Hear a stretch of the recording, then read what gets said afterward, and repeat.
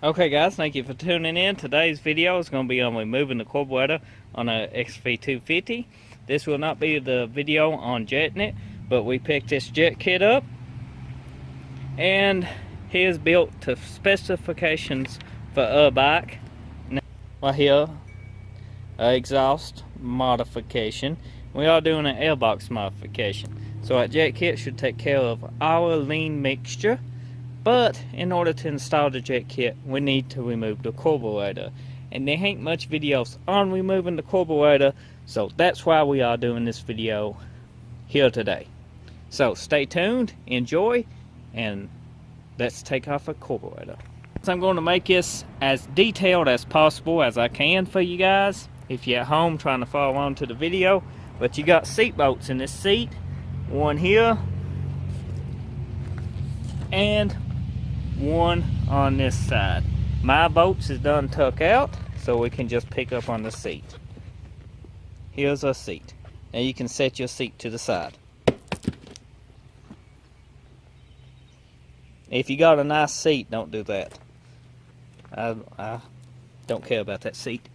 Anyhow, you got one tank bolt here, and you should have two tank bolts up front. I would think. I ain't never took an xv250 gas tank off, but I have did a lot of bikes, and it looks like we just got one. So it probably has pegs that it slides upon, so it pulls back and then up. So we need to take that out, and that looks like to be a 12. So we removed this bolt. It turned out that it was a 12, but I used a 1/2 inch on it. Real loose, but it wasn't tight enough to affect it. Brought it right out. Now go ahead and disconnect your battery. I'm not going to my battery. This ain't the right battery for my bike, so don't panic if yours don't look the same. But disconnect your battery. I got to recommend that. I did this enough to know that I pretty well ain't gonna ground nothing out up here, but on the safe side, disconnect your battery if you've never done this before, or if you're doing it, be smart and disconnect your battery. Don't do what I do. Yeah, don't leave your battery hooked up. Now, before you lift up on your tank, you want to go ahead and disconnect these guys. You got two hoses. Actually, look like all my hoses needs replaced on this bike soon. They a little aged. This is a 2013 model after all. But you got little clamps. You can take some little needle noses or use your hands and just scoot down little clamps out of the way. Then be a big strong guy and pull these loose, just like so. Now be mindful, there will be a little bit of gas leaks out of these. And if you do got a lot of gas leaking out of one of these hoses when you loosen it, you can plug it up with a small screw to fit the size. Of the hole. Look like I need a new carburetor boot too. So I'm gonna have to order all new hoses and such. Yeah. Very soon. Now you want to come around onto the left side of the bike, and here's your fuel. As well got prime, reserve, and on. Now this would be the one that's most likely to leak on you. So the hoses we just took off, they connect to what, well, over here. So they should lift up with the gas tank, theoretically. So let's try it out. It looks like we need to remove this little hose right here from the gas tank. There we go. I always take pictures so you know how everything goes back. This ain't too confusing at all, so we won't have no trouble out of it. Now it's time to remove the gas tank. We just set a gas tank out of the way. We did not need to plug no hose, as the fuel is kind of controlled by vacuum. Pretty sure that's how it works. It's got a vacuum diaphragm on it, or it's got a power diaphragm on it. One of the two shuts the fuel off, so that's good to know. Here's a carburetor. God, she needs a cleaner. I need to pick some carburetor cleaner up. I got some starter fluid, that might be good enough. We have to wait and see. She is running pretty damn good though. To take it off, God, That's cracked pretty bad. You got a 4-way. I need to get a 4-way and loosen this clamp right here. You can actually undo these little bolts right here. They 2 on each side, 1 here, and 2 on the other side. 4 in total. You can loosen these up and unloosen that clamp, and the carburetor will drop down some, and you can pretty well wiggle it out. Now, once you get this clamp loosened, there's a clamp up top on that top boot. Right here, you can see it really good on the other side. It needs to loosen too. Now, you remove 2 bolts, 2 on each side, which is 4. Once you get them removed, you need to come here and disconnect these guys. Can you see it? Right here. Yeah. They just pretty well just loosen up a little bit, and you can just set them to the side.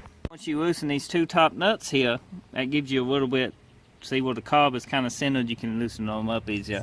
You can climb down here and just pull out at an angle like so.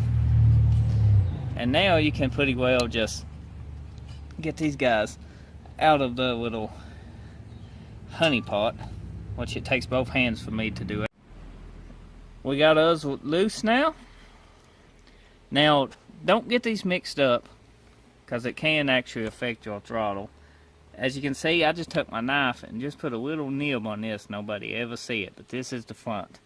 And then I know this one is my back one. Or you can use a little piece of tape on one of them or something. Just anything to be able to tell which one goes in the front, because they are easy to mix up.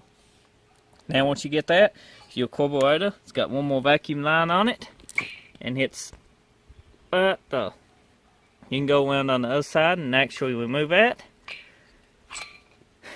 Well, it's a gas line, my bad. It ain't a vacuum line.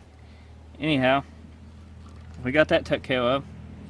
Once you get this, and you got this little guy which is hooked up to the boot. It's a little T. Now, how do you want to remove your T? You can remove these hoses, or just remove this guy, and it will move, pretty well be removed all in one piece. Now, everything's unhooked, you can actually get this carburetor and flip it around and unplug everything where you can get to it better. Now you can get to all your plug-ins better, and your choke, it just unscrews. And once you get everything unscrewed and everything good to go, then we'll be on to the next step. This is a plug-in. It just unplugs. Just unplug him, set him to the side.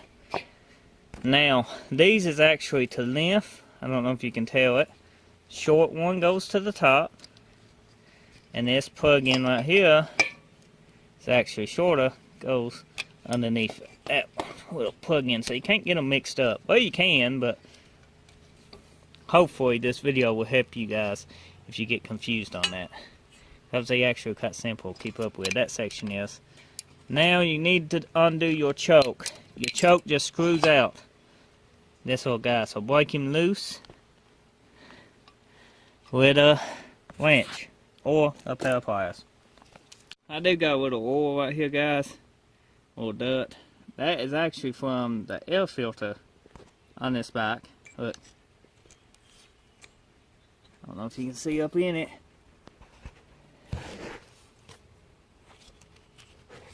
But this whole inside here was full of oil. About 2.5 quarts actually got trapped up in here, because whoever had this bike overfilled it and put 3 quarts in it.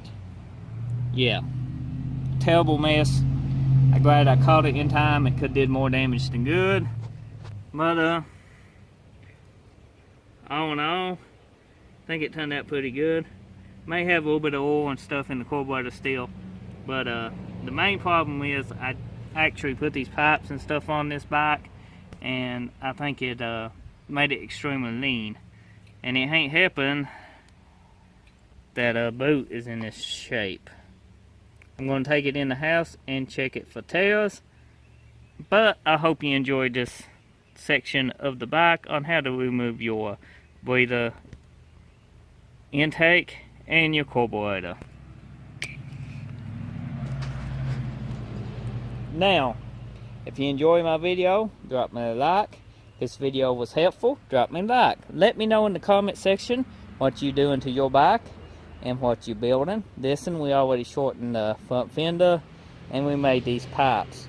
We are doing more to this bike coming very soon, but I'm going to go take this in and inspect it all good, and I will have you guys a new video coming soon on this motorcycle. It probably will be a how-to jet your carburetor, because we do got that jet kit, and it needs to be done. But yeah, I might order a boot. Well, I'm going to order a boot. I might not even bother putting this bike together today till a new boot comes in. Just wait and see. So hit that subscribe. I appreciate it if you do. Hit that notification bell. I upload daily, so you always something new on. Hope you enjoyed this TattsForLife video.